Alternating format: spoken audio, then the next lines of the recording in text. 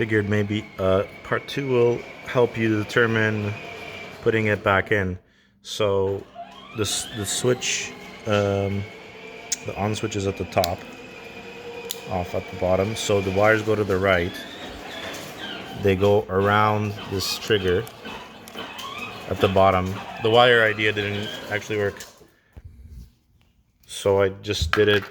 Moved this plastic and I did it with just the flashlight and looking. And I did use this just to pull it at the end, and then the ground cable goes underneath there, so that's in. That screw was actually missing for me, so I used lock thread now to make sure it doesn't fall out. There's actually some screws that were missing for me, so I'm going to lock thread the ones that fell out. Maybe they're just not in a good place, like this one fell out. I couldn't find it.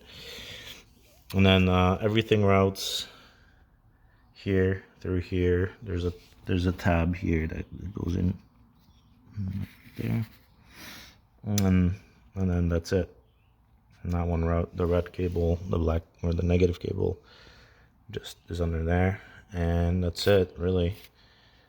Don't forget to put this piece back.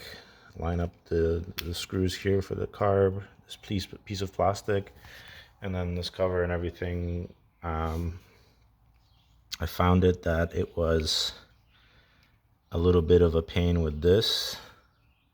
Okay, this going through. I think this actually might go underneath of it, or does it? Maybe not. But there's a tab right here. Where is it? This tab has to go into this rubber grommet piece, and then I think that's it. That's how it'll end up routing. Just be careful with this. If it's not going in, try